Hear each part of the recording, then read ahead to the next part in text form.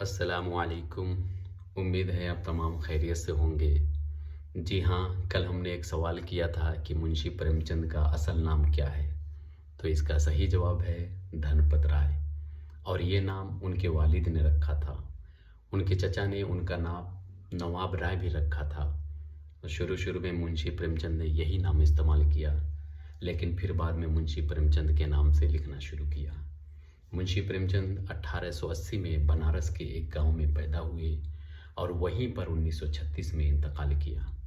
منشی پریم چند نے دیہات کی زندگی کو اپنا موضوع سخن بنایا اور وہاں پہ بسنے والے مزدور اور کسان کو اپنا ہیرو بنایا۔